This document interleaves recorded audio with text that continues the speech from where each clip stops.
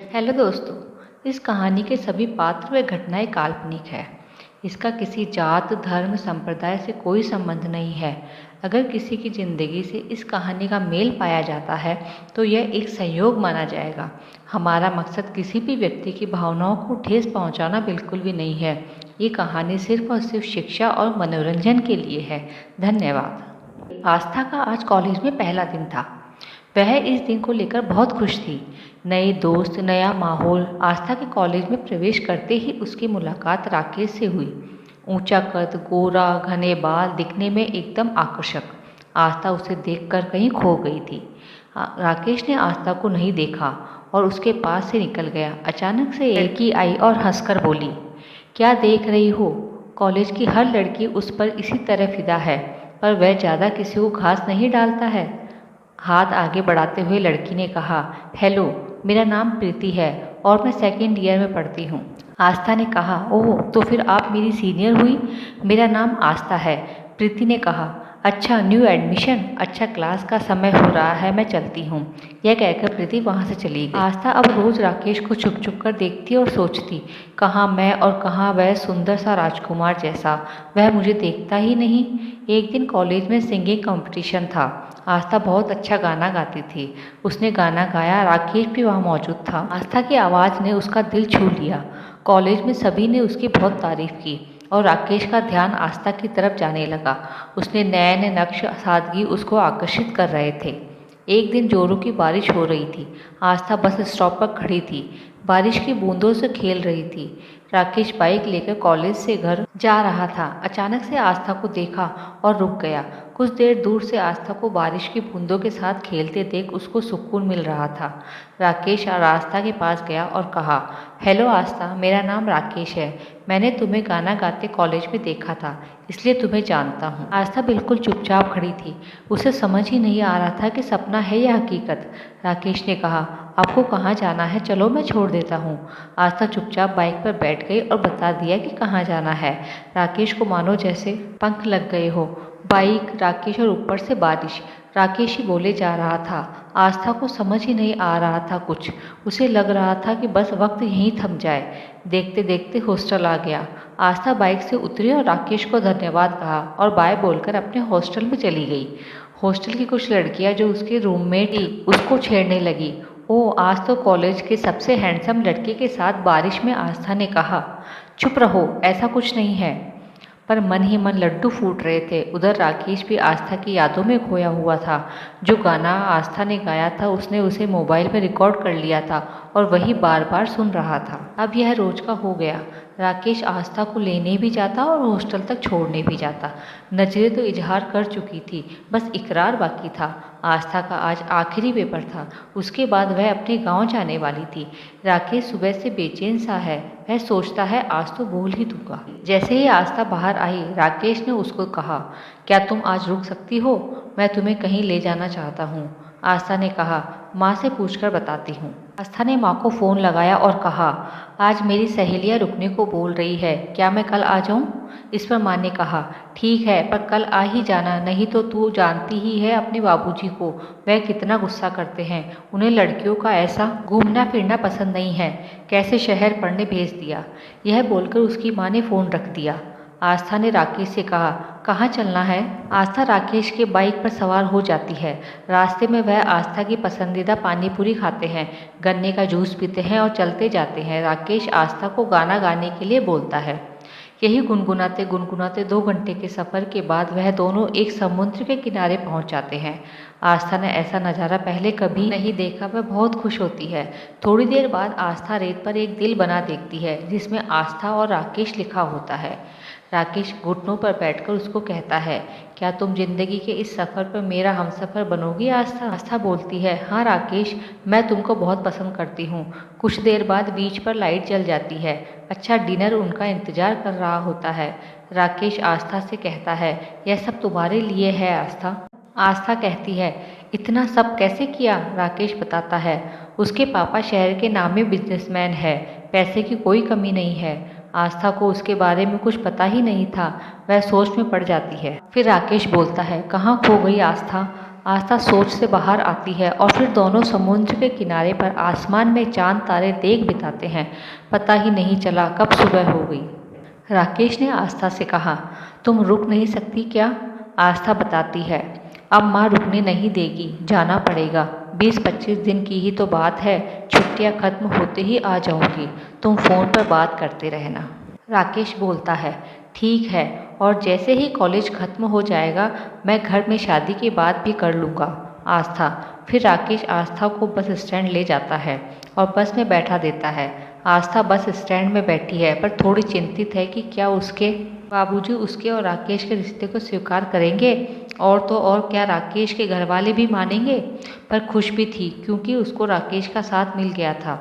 इन सब बातों को सोचते सोचते वह अपने गांव में आ गई। उसका भाई उसे लेने आया था। दोनों घर पहुंचे पर आस्था खोई खोई सी थी। मन तो उसका राकेश के पास ही था। यह 24 दिन दोनों को महीने से कम नहीं लग रहे थे। जब घर वाले सो जाते तो दोनों घंटों तक फ़ोन पर बातें करते, अपने भविष्य के सपने सजाते। 24 दिन निकल गए और फिर छुट्टियां खत्म हो गई। राकेश आस्था को लेने बस स्टैंड गया। दोनों बहुत खुश थे। धीरे धीरे कॉलेज के दिन भी खत्म हो गए और आस्था के गांव जाने का समय आ गया। राकेश ने आस्था से कहा, मैं बहुत ही जल्द पिताजी से बात करूंगा रिश्ते की और गांव जाऊंगा। आस्था ने भी कहा, मैं भी गांव जाकर माँ बाबूजी से बात करूंगी। फिर आस्था अपने गांव चली गई। राकेश ने अपने पिताजी को आस्था के बारे में बताया। इस पर उसके पिताजी ने कहा, वह न तो हमारी बिरादरी के हैं और न ही उनकी हैसियत हमारे बराबर है। उधर आस्था ने डरते डरते अपने माँ को सब बताया। उसकी माँ ने उसके पिताजी को कहा। इस पर पिताजी ने आस्था से कहा, मुझे यह रिश्ता मंजूर नहीं है आस्था, क्योंकि इस गांव में मेरी इज्जत है। कैसे मैं तुम्हारी शादी अपनी बिरादरी के बाहर शहर के अनजान लोगों के यहाँ पर कर दूँ? मैं गांव के लड़के के साथ तुम्हारी शादी करवाऊंगा और शहरी लोगों का क्या भरोसा। इस पर आस्था ने कहा, पिताजी आप एक बार राकेश से मिल लें और उसके परिवार से भी, फिर आप अपना फैसला सुनाना। बहुत बोलने के बाद दोनों के परिवार मिलने के लिए राजी हो गए। राकेश अपने पिताजी और माँ के साथ आस्था के गाँव आया। दोनों बहुत खुश थे। अब उनको कोई भी शादी के बंधन से बंधने से रोक नहीं सकता था। दोनों के घर वाले आपस में बात करते हैं और शादी के लिए मान जाते हैं। इस पर आस्था के पिताजी बोलते हैं, क्यों न पंडित जी को बुलाकर शादी का शुभ मुहूर्त भी निकलवा लें। पंडित जी आते हैं और दोनों की कुंडलियां मांगते हैं। कुंडली देखकर पंडित जी बोलते हैं, अगर आप बुरा न माने तो मैं एक बात बताना चाहता हूँ कि यह शादी आप न ही करें तो अच्छा है। आस्था के पिताजी बोलते हैं, क्यों, ऐसा क्या हुआ? पंडित जी बोलते हैं, लड़के का मंगल भारी है, इसकी शादी किसी मांगलिक से ही करे तो अच्छा होगा, नहीं तो लड़के का अहित होगा और हो सकता है कि जान का भी खतरा हो। इस पर राकेश बोलता है, मैं ये सब बातें नहीं मानता और आप सब भी यह न माने।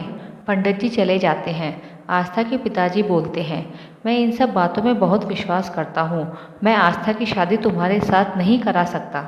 राकेश अपने पिताजी को कहता है कि आस्था के पिताजी से बात करें। राकेश के पिताजी उन्हें बहुत समझाते हैं पर आस्था के पिताजी नहीं मानते। आस्था अपने पिताजी से कहती है, पिताजी मान जाओ, ऐसा कुछ नहीं होगा। वैसे भी भविष्य किसने देखा, जो किस्मत में लिखा होगा वही होगा। आस्था के पिताजी कहते हैं, ठीक है, मैं सोचकर देखूंगा। फिर राकेश के घर वाले वहाँ से चले जाते हैं। पर जाने के बाद राकेश की माँ उसके पिताजी से कहती है, मैं नहीं चाहती कि मेरे बेटे की जान को कोई खतरा हो। मुझे ये शादी बिल्कुल भी मंजूर नहीं है। आप राकेश को समझाइए, मैं अपना बेटा नहीं खोना चाहती। राकेश के पिताजी कहते हैं, बात तो तुम्हारी सही है, अगर शादी के बाद कुछ बुरा हुआ तब क्या होगा। इधर आस्था के माता पिता उसके कमरे में जाते हैं और उसकी माँ कहती है, देख बेटा, मुझे पता है कि तुम दोनों एक दूसरे से बहुत प्यार करते हो, लेकिन तुम भी सोचो, कल को अगर राकेश को कुछ हो जाएगा तो क्या तुम देख पाओगी? हम तुम्हें इस हालत में नहीं देख पाएंगे बेटा। उसके पिताजी उसके सिर पर हाथ रखते हैं और बोलते हैं, बेटा, यह सब तुम दोनों की भलाई के लिए ही है। क्या राकेश के माता पिता अपने बेटे को खोने का दुख बर्दाश्त कर पाएंगे? तो सोच कर देख। इन सब बातों को सोचते ही आस्था डर जाती है। आस्था बहुत सोचती है। फिर जब राकेश का फ़ोन आता है तो आस्था उसे बताती है, तुम भूल जाओ मुझे। माँ पिताजी ठीक कहते हैं, अगर तुम्हें कुछ हो गया तो हम सबका क्या होगा? मैं तुम्हारे बिना कैसे जीऊँगी? इससे अच्छा है कि मैं तुमसे दूर हो जाऊँ। राकेश आस्था को बहुत समझाता है और कहता है कि यह सब अंधविश्वास है, पर आस्था उसकी बात नहीं मानती है। राकेश कहता है, मैं अभी तुम्हारे घर आता हूँ, हम दोनों बैठकर बात करते हैं। आस्था कहती है, अगर तुम मेरे घर आए और मुझसे मिलने की कोशिश की तो मैं मर जाऊंगी। यह कहकर आस्था फ़ोन रख देती है। उसके बाद आस्था बहुत रोती है और राकेश का हाल भी बेहाल है। अब राकेश और आस्था के रास्ते अलग अलग हो चुके थे। कुछ साल निकल जाते हैं। आस्था के माता पिता गांव में आस्था के लिए एक लड़का पसंद करते हैं। आस्था दिल पर पत्थर रखकर शादी के लिए हाँ बोल देती है और आस्था की शादी विशाल नाम के लड़के के साथ कर देते हैं। आस्था बहुत दुखी है। राकेश की यादें अभी तक नहीं गई और वह मन से विशाल को अपना भी नहीं बना पा रही थी। 1 साल बाद आस्था का एक बेटा हुआ। जब उसका बेटा 3 साल का हुआ तब अचानक एक दिन उसके बच्चे की हालत बहुत बिगड़ गई। आस्था अपने बेटे को लेकर हॉस्पिटल पहुंची। वहां के डॉक्टर ने कहा कि वह अपने बेटे का इलाज शहर के हॉस्पिटल में करे। इस पर सब घबरा जाते हैं और आस्था अपने पति और अपने पिताजी के साथ अपने बेटे को लेकर शहर जाती है। हॉस्पिटल में जाकर कुर्सियों पर बैठ जाते हैं और अपनी बारी आने की प्रतीक्षा करते हैं। आस्था का बेटा खेलते खेलते एक आदमी के पास कुर्सी पर जाकर बैठ जाता है। आस्था अपने बच्चे को लेने जाती है और देखती है कि वह आदमी और कोई नहीं बल्कि राकेश है। वह यह सब देखती रहती है पर राकेश के चेहरे पर कोई भाव नहीं रहते और वह इधर उधर ही देखता रहता है जैसे कि वह आस्था को जानता ही न हो। इतने में राकेश के पिताजी आ जाते हैं और आस्था को देखकर रोने लगते हैं। राकेश के पिताजी कहते हैं, काश उस समय हमने तुम्हारी बात मान ली होती। इतने में आस्था के पिताजी आते हैं और राकेश के पिताजी से पूछते हैं, आप यहाँ कैसे? राकेश के पिताजी कहते हैं, राकेश ने मानसिक संतुलन खो दिया है और 2 सालों से इसका इलाज चल रहा है। इतने में आस्था के पति उन्हें बात करते हुए देख लेते हैं और पूछते हैं, यह कौन है? आस्था के पिताजी बोलते हैं, यह आस्था के कॉलेज का दोस्त है। सब बड़े दुखी होते हैं। आस्था अपने बच्चे को हॉस्पिटल से घर लेकर आती है और अकेले में अपने पिताजी से बोलती है, देख लिया, ये कुंडली कुछ नहीं होती, जो होना है वह होता है। तो दोस्तों, ये थी हमारी आज की कहानी। आपका क्या कहना है इस कहानी के बारे में? कमेंट करके हमें ज़रूर बताएं। वीडियो को लाइक कर दीजिए और इसी तरह की कहानियाँ लगातार देखने के लिए चैनल को सब्सक्राइब करके घंटी को दबाकर ऑल पर सेट कर लीजिए ताकि आने वाली वीडियो का नोटिफिकेशन आपके पास तुरंत पहुँचे। मिलती हूँ अगली वीडियो में। धन्यवाद। और दोस्तों, चैनल को सब्सक्राइब करना बिल्कुल ना भूलें। प्लीज़ प्लीज़ प्लीज़ सब्सक्राइब ज़रूर करें।